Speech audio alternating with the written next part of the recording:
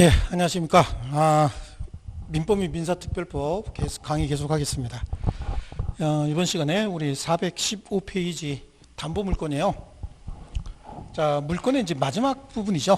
담보물권. 여기에서 우리가 담보물권이 뭘 의미하느냐, 이거부터 한번 정리를 할게요. 담보라고 하는 건 채무 변제를 부담하는 보증, 이걸 줄인 거예요. 부담하는 보증할 때 담보거든요. 그 보증을 물건으로 제시가 되면 그게 담보물이 되는 거고, 그 담보물에 대한 처분권을 설정을 해주면 그게 담보물에 대한 처분권, 담보물권이다. 예를 들면 갑이 있고 을이 있는데, 을이 갑에게 2억 원이라고 하는 금전을 빌려주면서 변제 기일을 정해놨는데 변제를 잘 할지 여부에 관해서 의심이 되기 때문에 담보를 하나 제공해라 라고 얘기를 한 거예요. 이 담보가 부동산이었다 그러면 저당권, 동산이었다 라고 하면 질권 설정하면 되는데, 토지로 담보를 제공했다, 그래서 담보를 제공했다, 채무 변제를 부담하는 보증을 하나 제공을 했는데 물건으로 제공을 했잖아요. 그래서 담보물이 되는 거고, 이 담보물에 대한 처분권은 갑이 계속해서 가지고 있으니까 그 처분권을 네가 행사해도 좋아 라고 해서 하나 설정을 해주면 그게 담보물권이 되는 거고, 부동산에 대한 약정 담보물권은 저당권을 얘기하는 겁니다. 물론 담보물권은 동산에 대해서는 질권도 있고요, 부동산과 동산 모두에 성립하는 유치권도 있기는 있어요. 근데 이 저당권이나 질권은 서로 합의에 의해서 발생하는 걸 원칙으로 해서 약정담보물권으로 한다라고 하는데, 물론 법정 저당권과 법정 질권도 있기는 있습니다. 근데 유치권은 법정 담보물권이에요. 법률 규정에 의해서만 성립을 하는 겁니다.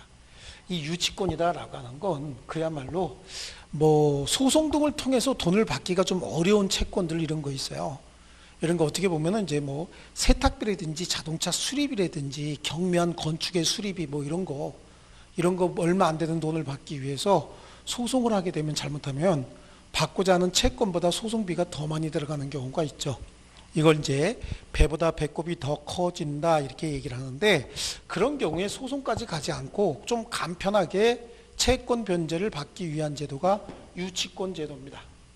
그래서 이렇게 나눠지는데, 요건 우리 시험 범위가 아니니까 요거 두 개만 시험을 보는데, 이게 이제 민법상 담보물권이고 특별법상 담보물권도 굉장히 많기는 해요. 하지만 우리 민법만 시험을 보니까 요 정도 보고, 뒤에 가면 가등기 담보 등에 관한 법률에 가등기 담보권, 그 다음에 가담권이라고 보통 하죠. 가담권, 다 쓸까요? 그래. 가등기 담보권이 있고요. 이 가등기 담보 등에 관한 법률에 보면은 양도 담보권도 있어요. 이런 것들도 대체적으로 공통적으로 가지고 있는 성격들이 있는데, 이것들은 배우기 전이면 그냥 저당권이다 이렇게 우리가 배우기 전까지는 저당권과 같은 효력으로 이해하시면 됩니다. 저당권이라고 이해를 하시고요. 자, 얘네들이 가지고 있는 공통적인 성격을 담보물권의 통유성이다 라고 얘기를 합니다. 담보물권의 통유성은요, 먼저 부종성이 있다라고 얘기를 해요. 부종성이라고 하는 건, 자, 여기서 우리가 담보권 설정한 걸로 다시 한번 되돌아가 보면은요, 담보권을 설정을 할 때 2억 원이라고 하는 채권이 먼저 발생을 합니다. 이 채권이 발생을 했는데, 이 채권은 이 토지라고 하는 물건으로 담보를 대고 있는 채권, 채무 변제를 부담하는 보증을 담보라고 한다 그랬잖아요.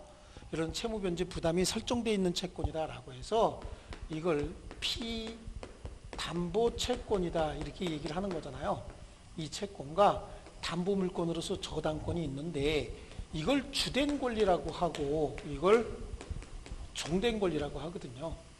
그래서 종된 권리는 주된 권리에 부종한다라고 하는 얘기를 해요. 그 이야기는 주된 권리가 성립하고 있어야 종된 권리도 성립할 수 있는 것이고, 주된 권리가 소멸하게 되면 종된 권리도 같이 소멸한다, 그런 의미예요. 그러니까 피담보 채권 없이 저당권만 성립할 수는 없는 거예요. 피담보 채권도 있고 저당권도 있는 상태에서 피담보 채권이 변제 등으로 인해서 소멸하게 되면 그 소멸의 원인은 일체 따지지 않습니다. 어떤 원인에 의해서든지 소멸하게 되면 그때 이 저당권은 무조건, 담보물권은 무조건 소멸하게 됩니다. 이걸 부종성이다 이렇게 얘기를 합니다. 두 번째는요, 수반성이 있다라고 얘기를 합니다. 이거에 수반성이라고 하는 건 이전상의 부종성이다 이렇게 얘기를 하는데, 을이 그 권리를 병에게 양도했을 때 피담보 채권을 양도한 거예요. 양도했으면 저당권도 반대 특약이 없는 한 양도되는 것으로 봐야 된다라고 하는데, 부종성은 이건 절대적입니다. 절대적으로 피담보 채권이 성립하고 있어야 저당권도 성립할 수 있는 것이고 유치권도 성립할 수 있는 것이고, 피담보 채권이 소멸하게 되면 그 담보물권도 무조건 소멸하는 건데, 수반성은 이전상의 부종성으로서 피담보 채권을 양도했을 때 저당권도 승계되기로 하는 것이 일반적이겠으나, 특약에 의해서 저당권은 소멸시키기로 하고 피담보 채권만 승계받기로 하는데, 이때 승계받은 피담보 채권은 피자를 빼고 이제 무담보 채권이다 이렇게 부르는 거예요. 그래서 무담보 채권으로 하여 승계하게 하고, 그럼 무담보 채권이 됐다는 얘기는 저당권은 이에 수반하지 않았다라고 하는 거죠. 그렇다고 하다 보니까 수반성 같은 경우에는 배제 특약도 가능하다. 그러면 부종성은 배제 특약이 불가능한데 수반성은 배제 특약도 가능하다 이런 거고요. 또 불가분성이라고 하는 게 있어요. 그 불가분성은 뭐냐? 이 불가분성은 물건에 관해서도 불가분성이 인정이 되고, 이거는 피담보 채권에 관해서도 불가분성이 인정이 돼요. 물건에 관해서도 불가분성이 인정이 되거든요. 이게 분할하지 못한다 그런 얘기인데요. 자, 이거 먼저 보시면요. 혹시 피담보 채권 중 2억 중에 1억 원이 변제가 됐대요. 변제가 돼서 소멸했다. 1억 원이 소멸했다. 그럼 남은 돈 1억밖에 안 된다 그런 얘기잖아요. 이 경우에 그러면 토지도 반만 경매할 수 있느냐? 그게 아니란 얘기입니다. 이 경우에도 1억 원을 받기 위해서 토지 전부를 경매할 수 있다. 자, 이게 불가분성이거든요.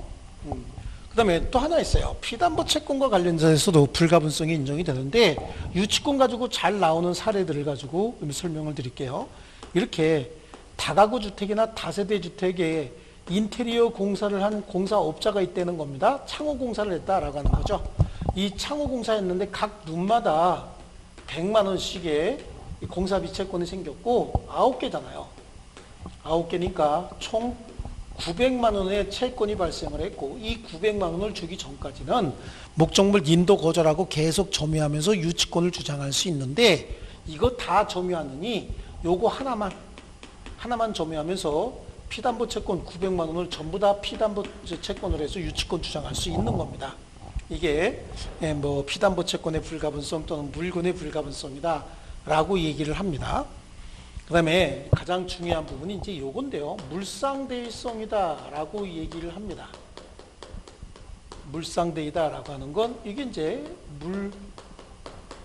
물상대위다 이렇게 쓰거든요. 물상대인데, 혹시 요게 토지가 아니고 건물이었다 라고 하면 건물이 멸실됐다는 거예요.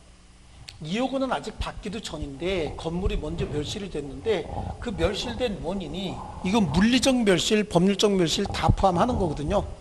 이게 혹시 수용이 됐다 이럴 수도 있고요. 제3자 불법 행위로 그럴 수도 있고, 기타 여러 가지 재난에 의해서 목적물이 멸실이 됐다. 그 수용으로 그랬다라고 한다면 아마 보상금이 생길 거고요. 그래서 보상금에 청구권이 생겨버려요. 불법 행위로 그러면 손해배상 청구권이 생기죠. 이게 복잡한가요? 손배 청구권이 생기고요. 그 다음에 재난으로 일하는 데 경우에는 보험금 청구권이 생길 겁니다. 보험금 청구권 이런 게 생길 텐데요. 문제 이게 청구권이라는 거죠. 이 청구권이라고 하는 권리는 이 목적물의 소유권의 가치 변형물로 보는 겁니다. 그 가치 변형물 할 때 그 물이에요. 여기에 가치가 변화된 가치 변형물이다라고 하는 그 물 위에 가치 변형물 위에 저당권이 다시 자리 잡는 거예요. 그 위에 저당권이 대신 자리 잡는다라고 하는 거죠. 자, 왜냐하면 요 물건을 만약에 팔았을 때 생기는 돈이 이 돈일 것이다 그런 얘기예요. 그래, 그러면 저당권자는 이거 매각을 통해서 이 피담보 채권을 우선 변제받을 수 있는데 이 목적물이 멸실됨에 따라서 이런 권리가 생기면 이런 권리는 이 목적물의 소유권의 가치 변형물로서 이거를 압류를 해야 돼요. 그래서 이 물상대인은 저 보상금 청구권이나 손해배상 청구권, 보험금 청구권이 지급되기 전에, 지급이 되면 현금이 돼버리잖아요. 금전이 돼버리기 때문에 지급되기 전에 압류를 해야 됩니다. 압류를 해서, 압류를 해놓는다는 얘기는 다른 데로 흩어지지 않도록 하기 위한 거예요. 왜냐하면 금전이라고 하는 건 지급이 되면 어떤 형태의 금전이든 다른 재산하고 무조건 섞여버린다. 이게 일반 재산이 된다. 이렇게 얘기하거든요. 그래서 지급 또는 인도 전에 압류해야 되는데, 지급 또는 인도 전에 압류는 저당권자가 스스로 해도 돼요. 왜냐하면 이 압류라고 하는 게 다른 재산하고 섞이지 않도록 범위를 묶어놓는, 그래서 거기서 우선 변제받을 수 있는 그런 역할밖에 없는 거거든요. 그러니까 이 압류는 저당권자가 스스로 압류를 해도 되지만 제3자가 압류한 경우에도 제3자의 압류도 다른 물건과 섞이지 않도록 특정성 확보의 효력이 있기 때문에 누가 압류해도 관계는 없다. 그래서 여기 담보물건의 통유성 중에서 이 부종성하고 물상대의성, 부종성은 수시로 계속해서 나오는 거지만 물상대의는 단위 문제 한 문제 가지고 좀 잘 나오는 편이고요. 지급 또는 인도 전에 압류해야 되는데 그 압류는 누가 해야 되느냐라고 하는 거하고, 이 물상대의는 담보물건의 우선 변제력 때문에 생기는 거거든요. 그래서 우선 변제력 때문에 생기기 때문에 우리 저당권이나 질권에는 인정하지만 우선 변제권이 없는 유치권에는 인정하지 않는다. 이렇게 해서 담보물건의 통유성까지 한번 마무리 짓고요. 415페이지에 담보제도가 뭐냐라고 하는 거, 채무변제를 부담하는 보증이다. 이 정도 보시고, 담보의 종류 다 너무 서로 이론적인 거 보실 필요 없습니다. 담보물건의 특질이 부종성이 있죠. 부종성인데 이 부종성은 담보물건은 피담보 채권과 성립과 소멸에 있어서 운명을 같이 한다. 그 다음에 수반성입니다. 수반성은 이건 배제 특약이 가능하다라고 하는 정도만 그냥 옆에다 하나 써놓을게요. 배제 특약이 가능하다. 불가분성이다라고 하는 거 특별히 신경 쓰지 마시고요. 오른쪽 페이지에 물상대의성이다. 그래서요, 거기 담보물건은 목적물이 멸실, 훼손, 공용징수 등에 의하여 채권자가 받게 될 금전, 기타 물건의 그 효력에 미친다. 이를 물상대의라고 한다. 그러니까 유치권은 우선 변제력이 없으므로 물상대의성도 없다라고 했죠. 이 정도만 지금 설명을 해놓은 거예요. 유치권은 없다라고 하는데 뭐 더 설명할 것도 없습니다. 뒤에 가도 마찬가지예요. 지급 또는 인도 전에 압류해야 되는데 그 압류는 저당권자 스스로 하든 제3자가 하든 똑같다. 그 압류는 담보물건의 가치 변형물이다라고 하는 그 가치 변형물의 범위를 특정하기 위한 것이다. 담보물건의 우선 변제적 효력, 담보물건의 가장 큰 특징이 이 우선 변제적 효력입니다. 그런데 유치권은 우선 변제적 효력이 없다고 얘기를 했죠. 그리고 저당권은 있고요. 그 다음에 목적물 인도고절하고 점유하는 효력을 유치적 효력이라고 하는데, 이 유치적 효력은 유치권에는 인정하지만 저당권에는 인정하지 않습니다. 자, 이제 법정 담보물건인 유치권 먼저 한번 볼게요. 유치권, 그야말로 유치한 권리다. 이렇게 좀 채권 자체가 조금 유치한 채권이다. 여기서부터 출발했어요. 사실은 유치권 굉장히 막강한 권리이긴 해요. 하지만 법적으로 그다지 많이 보호되는 건 없습니다. 하지만 보호 규정이 많지 않고 여러 가지 규정이 많지 않다 보니까 유치권 자체로서 제한하는 규정도 없는 거예요. 그러다 보니까 굉장히 큰 막강한, 역설적으로 막강한 권리가 생기는데요. 일단은 유치권은 법률 규정에 의해서 성립하게 되는 법정 담보물건이에요. 법정 담보물건이고요. 유치권에 관한 민법 규정은 그런데 임의 규정입니다. 당사자 합의로 배제 특약이 가능하다, 그런 의미가 되는 것이고요.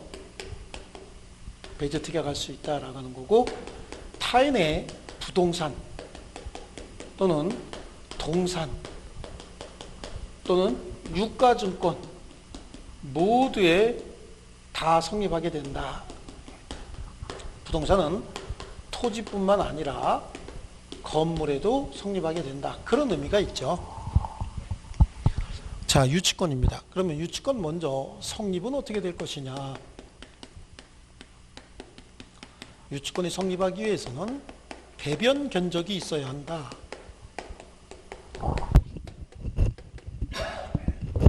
사례가 들렸습니다. 배변 견적이 있어야 된다라고 하는 거고요. 이 배는 뭐야? 배제 특약이 없어야 된다. 유치권에 관한 민법 규정은 임의 규정이기 때문에 배제 특약하게 되면 유치권은 성립하지 않습니다. 배제 특약이 없어야 되고요. 이 변제기가 도래한 채권이 존재하고 있어야 돼요. 변제기가 도래한 채권이 있어야 된다. 이 채권은 목적물과 결연관계 있는 채권이어야 된다. 자, 유치권 아까 잠깐 말씀드린 것처럼 이제 바지 갖고 한번 설명을 드릴게요. 세탁소 사장님이 세탁소에 바지를 세탁했어요. 맡겨놓은 바지. 그러면 그 바지 세탁비 받을 때까지 그 바지 인도 거절하고 계속 점유하는 권리, 이걸 유치권이라고 하거든요. 그래요. 근데 그 바지를 인도 거절하고 계속 점유하려면 그 바지에 지출된 돈, 그 돈이 바지 세탁비겠죠. 그 바지 세탁비가 결연관계에 있는 채권인 거예요. 그 채권은 결연관계에 있는 채권이어야 된다. 이 결연관계에 있는 채권을 따질 때 굉장히 복잡합니다. 요거 부분이요. 그 다음에 그 바지를 어떻게 하고 있어야 돼요? 적법하게 점유하고 있어야 된다라고 얘기를 해요. 여기서 얘기하는 이 점유는 직접 점유도 가능하고 간접 점유도 가능해요. 그 다음에 공동 점유도 다 가능한데 주의해야 될 게 하나가 있어요. 이 간접 점유 중에서 채무자를 직접 점유자로 하는 채무자가 직접 점유자고, 따라서 채권자가 간접으로 점유한다. 이때는 성립하지 않습니다. 이거 하나만. 채무자를 직접 점유자라는 간접 점유로는 유치권 성립하지 않는다. 이 말의 의미는 유치권이 성립했고 채무자가 자기가 사용해야 될 바지, 사용해야 될 물건을 사용하지 못함에 따라서 압박감을 얻게 되고, 그 압박감을 이겨내기 위해서는 돈을 준비해서 빨리 돈을 갖다 갚고 물건을 찾아와야 되겠다. 이런 어떤 압박감을 계속해서 주는 거예요. 그러기 위해서 유치권을 주장하는 건데, 혹시 채무자가 야 네가 목적물 점유하고 있고 내가 간접 점유한다라고 하는 형식으로 유치권을 주장한다. 그러면 채무자가 목적물 사용 수익하고 있다. 세탁물인 바지라고 치면 세탁소 사장님이 채무자에게 바지를 주면서 야 너가 직접 점유하고 나는 간접 점유로 유치권 주장한다라고 해서 채무자가 바지를 가져갔다고 한번 생각해 보세요. 그러면 이거 바지 내가 빨리 돈 갖다 주고 바지 찾아와야 되겠다라고 하는 압박감 하나도 안 생기거든요. 그래서 간접 점유도 유치권의 점유로 인정이 되긴 되는데 딱 하나, 요거 하나만 빼면 되는 거예요. 채무자를 직접 점유자로 하는 채권자의 간접 점유로는 유치권은 성립하지 않는다. 여기서 결연관계 있는 채권이다라고 하는 거, 요거 따질 때 목적물에 직접 지출된 비용이에요. 목적물에 지출된 비용입니다. 여기서 목적물에 지출된 비용은 공사비 있죠. 공사비. 그 다음에 유익비. 그 다음에 필요비도 있을 수 있죠. 유익비, 필요비. 뭐 이렇게 직접 지출된 비용이에요. 또 목적물 반환 청구권과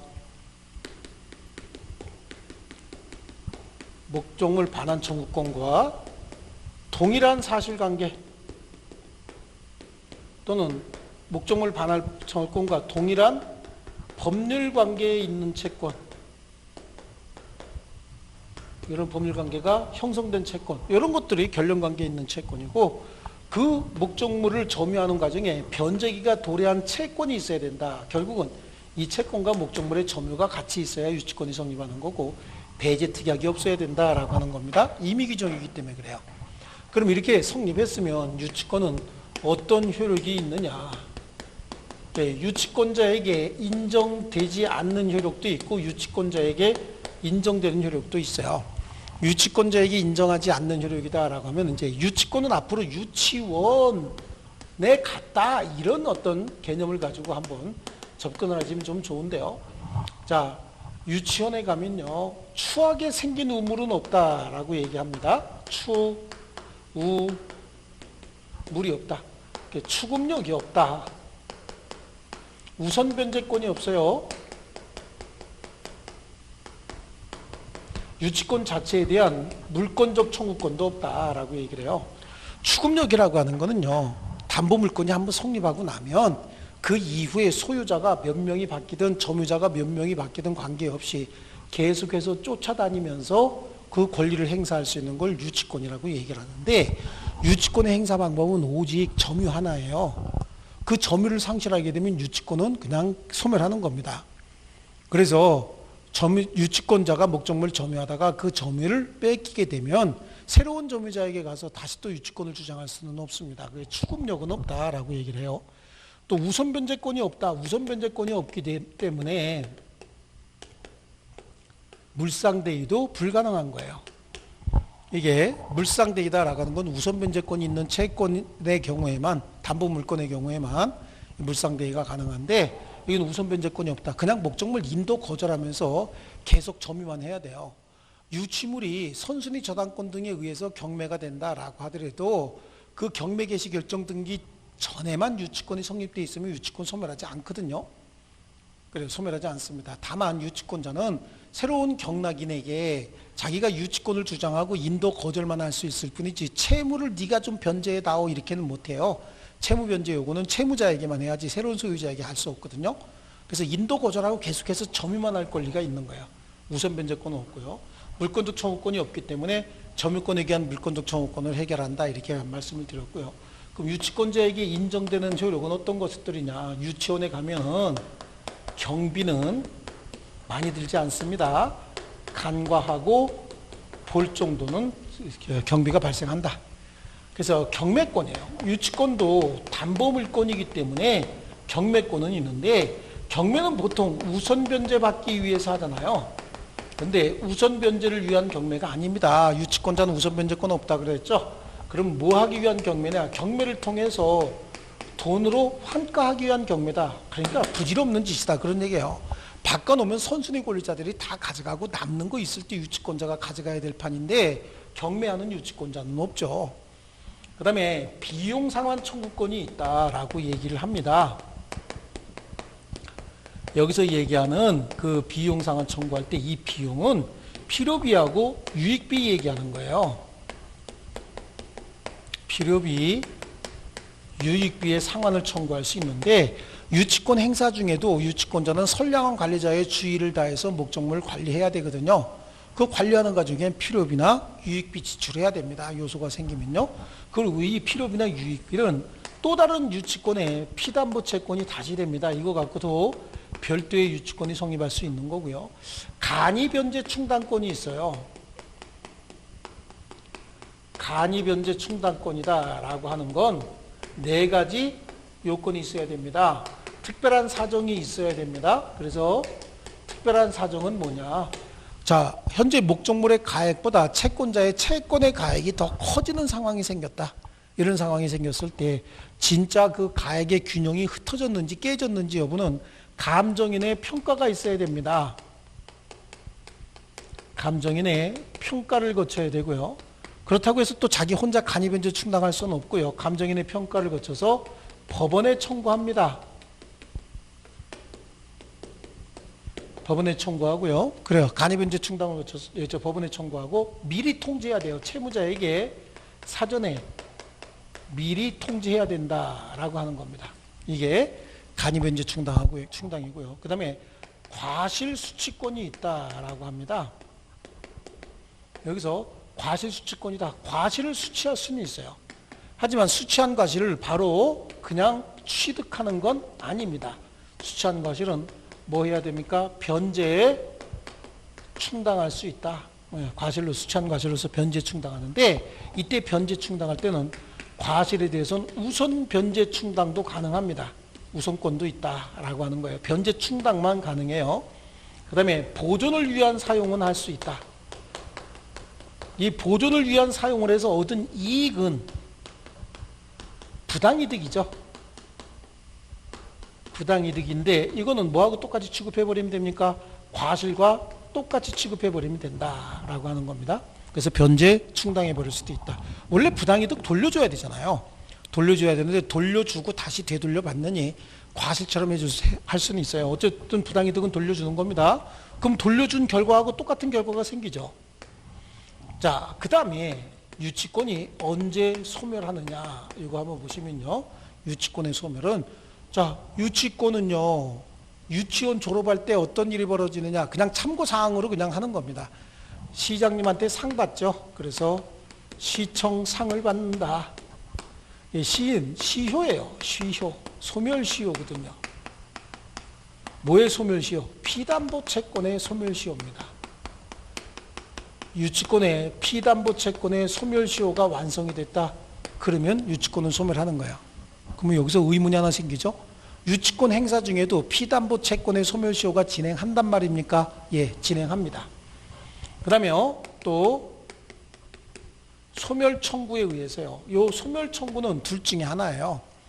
자, 의무 위반을 이유로 무단 사용 금지 의무가 있는데 그 의무 위반을 이유로 소멸 청구하게 되면 이건 즉시 소멸해 버립니다. 바로 소멸해 버리는데 소멸 청구할 때 피담보 채권에 상당한 타담보를 제공하고 소멸 청구할 수 있어요. 이때는 동의가 있어야 된다라고 하는 겁니다. 즉시 소멸하는 거 아닙니다. 이 경우에는 뭘 받아야 된다? 채권자의 동의가 있어야 소멸하는 거고요. 점유를 상실하게 되면 유치권 소멸하게 됩니다. 점유 상실했다. 점유를 상실하게 되면 유치권 소멸하게 되는데 점유 상실 사유가 점유의 침탈인 경우에는 점유권에 대한 점유 보호 청구권을 행사할 수 있다라고 하는 겁니다. 유치권과 관련해서 뼈대는 지금 다 한 겁니다. 그래서 거기 우리 유치권의 418페이지에 몇 개만 이렇게 보고 넘어가겠습니다.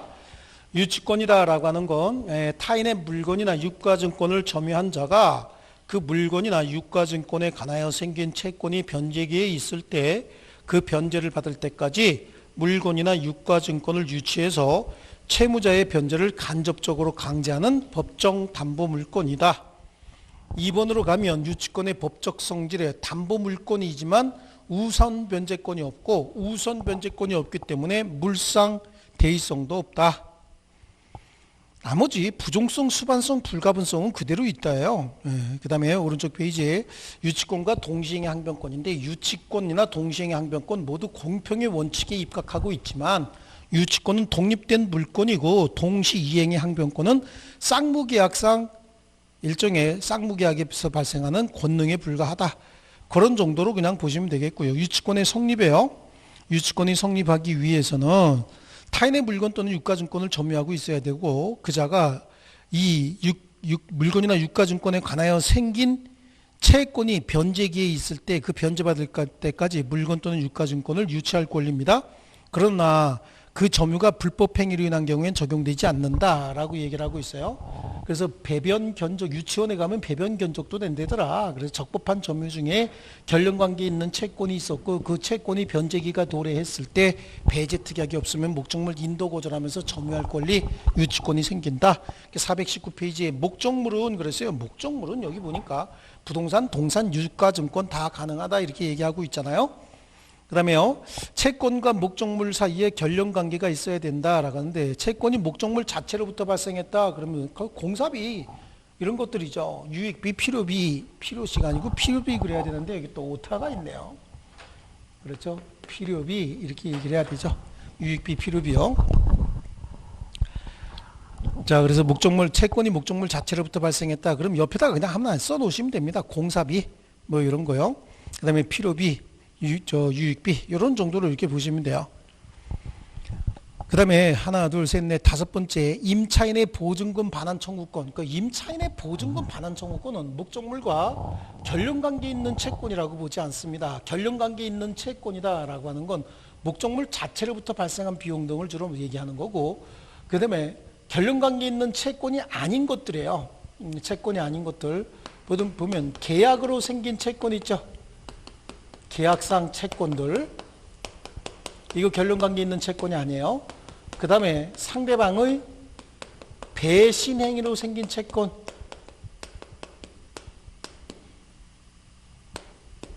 배신행위로 생긴 손해배상 청구권, 이것도 결론관계 있는 채권이 아니다. 이 두 가지 크게 좀 알아두시면 되고, 여기 어떤 것들이 있는지 세부적인 건 구체적으로 보겠습니다. 그래서 거기 예컨대 거기 임차인의 보증금 반환 청구권, 임차인의 보증금 반환 청구권은 임대차 보증금 자체가 계약으로 생긴 채권이잖아요. 임대차는 보증금이 없어도 성립하는 건데, 임대차 관계에서 발생하는 모든 채무를 담보하기 위해서 보증금 계약을 별도로 하는 거거든요. 그래서 보증금 반환 채권, 이거는 유치권의 피담보 채권이 될 수가 없다라고 하는 거 하고요. 밑에 있는 하나, 둘, 셋, 네 번째 있는 판례, 건물의 임차인이 임대차 관계 종료 시 건물을 원상복구하여 임대인에게 명도하기로 약정한 사안에서 건물을 원상으로 복구하여 명도하기로 한 것은 건물에 지출된 유익비 또는 필요비 상환 청구권을 미리 포기한 취지의 특약이라고 볼 수 있어서 임차인은 유치권 주장할 수 없다. 그 말의 의미가 뭡니까? 배제 특약이 가능하고 배제 특약이 없어야 유치권이 성립하는데, 지금은 배제 특약 한 거기 때문에 유치권은 성립하지 않는다라고 하는 의미가 있고요. 오른쪽에 채권이 목적물 반환 청구권과 동일한 법률관계, 동일한 사실관계에서 발생해야 되고요. 그 다음에 다에 있는 게 채권과 목적물 점유 사이의 결론성은 요구되지 않는다라고 하는데, 이게 무슨 소리냐면 채권이 먼저 발생했고 나중에 점유를 취득하든, 점유를 먼저 하고 있다가 나중에 채권이 취득하든 관계없다는 얘기예요. 결론관계에 있는 채권이라고 해서 반드시 목적물 점유 중에 발생한 채권만 유치권의 피담보 채권이 되는 건 아니다. 해당 목적물로부터 생긴 채권이 먼저 생겼고 나중에 목적물을 점유하게 되는 경우에도 유치권은 성립한다. 예를 들면 바지 세탁소에다가 바지 맡기면서 한 달에 한 번씩 결제하기로 약속을 했다. 근데 그 한 달에 한 번 결제는 매월 10일 날이었다. 그러면 이번 달 1일부터 말일까지 바지 세탁비는 다음 달 10일 날 갚기로 약속이 돼 있대요. 그러면 1일부터 말일까지 채권이 세탁비 채권이 아직 변제기가 도래하지 않은 겁니다. 10일이 되기 전이면 변제기가 도래하지 않았기 때문에 목적물을 점유하고 있더라도 유치권은 성립하지 않는 거예요. 그런데 10일이 됐다. 그래서 피담보 채권이 확정이 됐다. 그런데 바지는 지금 점유하지 않고 있더라. 돌려줘서. 이럴 수도 있잖아요. 그럼 유치권은 또 성립하지 않습니다. 그래서 채권이 먼저 확정되고 난 다음에 우연히 나중에 그 바지의 점유를 취득하게 됐다. 그럼 그때 유치권 주장할 수 있는 거예요. 그걸 채권과 목적물 점유 사이의 결론성은 요구되지 않는다라고 얘기를 하고요. 그 밑으로 양쪽 가로 3번에 변제기가 도래한 채권이 있어야 되고요. 타인의 물건 또는 유가증권을 점유하고 있어야 된다. 가에 점유는 계속돼야 되고, 점유를 상실하게 되면 유치권은 소멸한다. 그래요. 점유를 뺏기게 되면 유치권 소멸하는 거고요. 점유가 불법 행위로 인한 것이 아니어야 된다. 그래서 적법한 점유이어야 한다. 그러면 적법한 점유냐 불법 점유냐 항상 나오는 게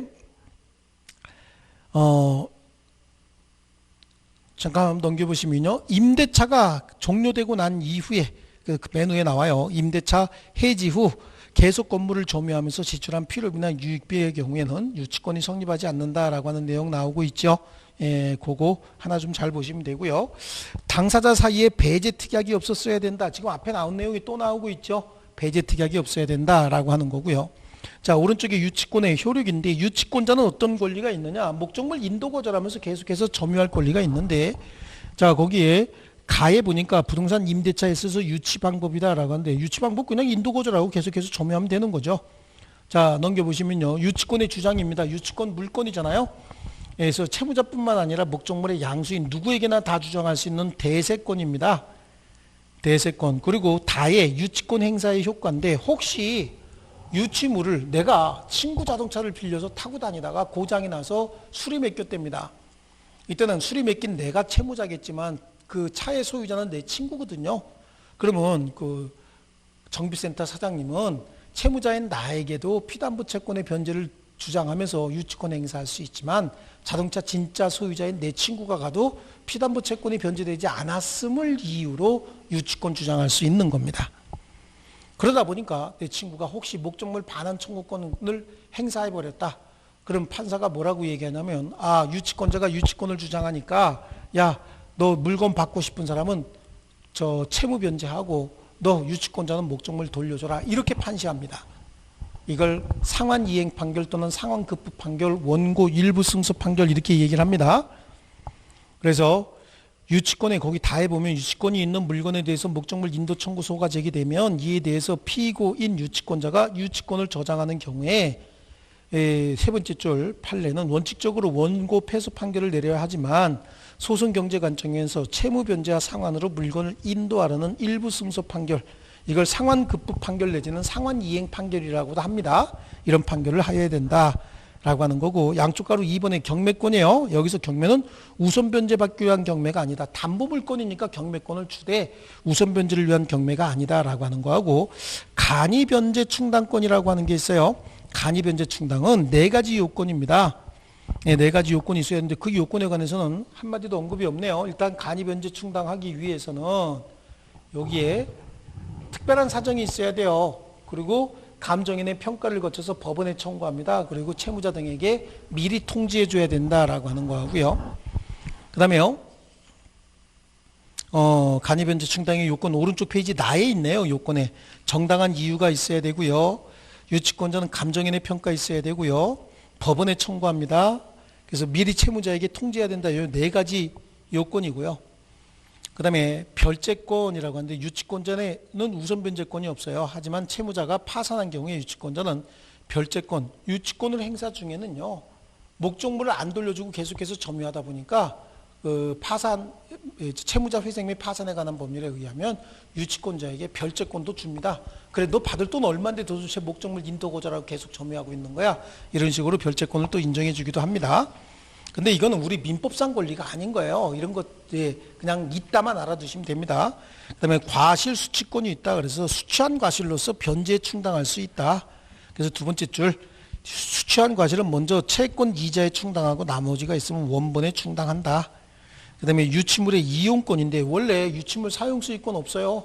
사용수익권 없는데 허락을 받아 사용수익할 수 있고 보존을 위한 사용수익은 할 수 있습니다. 한번 넘겨보시면요.